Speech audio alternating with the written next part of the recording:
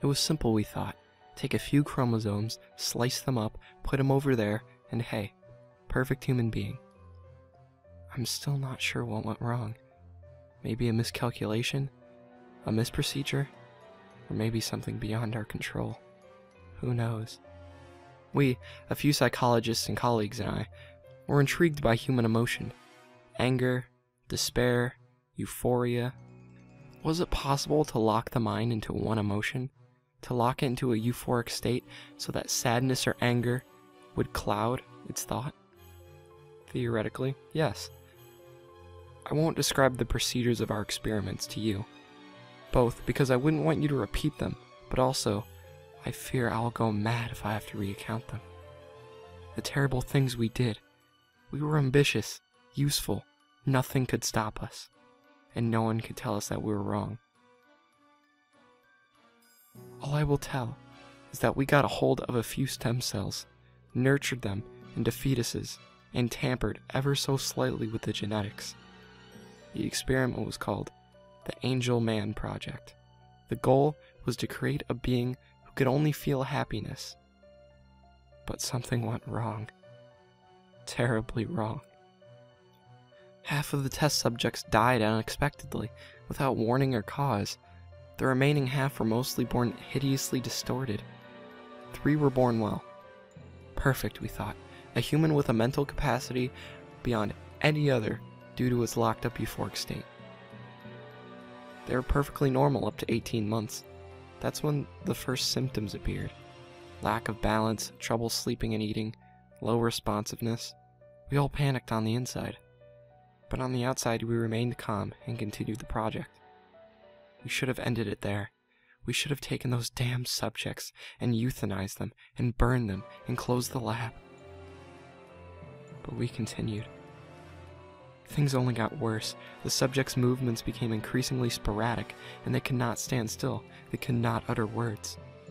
Although they could laugh, and they did so often. Much too often. Not happy laughter, but quiet, almost nervous laughing. Nearly constant. No matter how much pain was inflicted on the subjects, they just merely started to laugh, as if it were mocking you, calling your attempts to harm it futile. We expected the subjects to have extra learning capabilities. Quite the opposite occurred. Their mental development was seriously delayed. They couldn't pay attention to something for more than a few minutes before lapsing into a laughing fit. But we continued, hoping that these symptoms would clear up as the children got older. We gave these symptoms happy puppet syndrome, because the mindless movements of the children made it seem like they were puppets on strings. 5 years into the project, we realized there was no hope. We could no longer stand the incessant laughing of these children, as if they knew something we didn't, as if some kind of joke was passed between them. To look at a child and see it twitch sporadically and laugh excessively is a haunting thing. 2 of my colleagues have already quit because they couldn't stand it. I never heard of them afterwards. They're most likely dead now. The children had not talked for 5 years. They only laughed their damned laugh. We went to give them breakfast, and they stared at us with their huge eyes, twitching, giggling, and saying nothing. We laid the meal in front of them and left. The meal was laced with toxins that we'd silently and painlessly kill the subjects. It was a painful thing to do, but it had to be done. However, it would not be that easy. As a friend of mine sat a tray of the food in front of one of the boys, the laughing stopped. The boy looked at my friend, his eyes suddenly dark, dead serious, the laughing gone. They continued to stare at him and twitch for a while. My friend was in shock and would not move. My colleagues and I stood with pen and notepad ready to take notes. Suddenly, my friend fell to his knees, grasping his head and yelling furiously. He appeared to be in tremendous pain. My colleagues and I were so surprised by this, we could do nothing but sit and watch. My friend collapsed on the floor, yelling curses. He jerked violently a few times, and then went limp. I held back the urge to be sick, more successfully than a few of my colleagues. Something about that was not normal. A dark presence seemed to tower over us. We immediately sealed the entrance. The boy stopped, looked at the floor, and laughed. He fell to the floor, twitching and rolling about, laughing insanely. The others did the same. After a few minutes, the fit ceased, and they stood up, still twitching and giggling. The lights went out. I heard crashes, glass shattering, screams.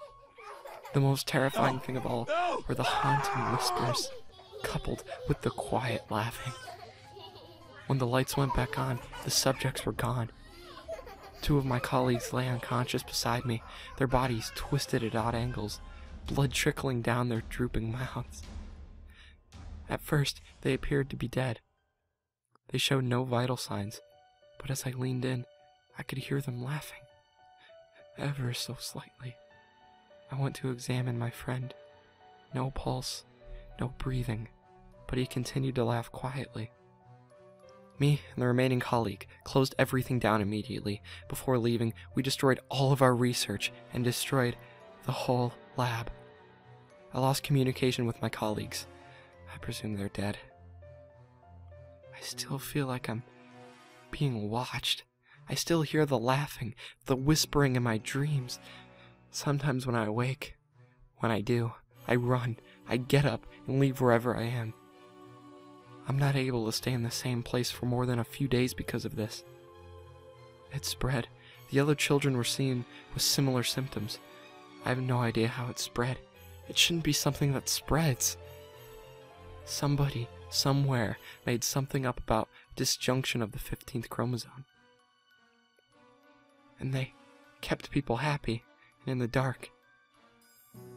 For now, the disease was coined Angelman syndrome. So far, the spawn are not dangerous, but I know the originals still lurk somewhere. I know they're coming for me. I know they'll find me. I accept this. It's what I get for attempting to tamper with nature. I leave this letter here as a warning. They're coming for you too. They're coming for all of us. If you ever hear whispering, laughing at the edge of your hearing, run. If you ever feel as if something stands right at the edge of your sight, but you cannot look at it, run. Also, I warn you this. 1. Do not tamper with what is not yours. 2. Even angels can be demons in disguise. And 3. Do not come for me. I'm as good as dead.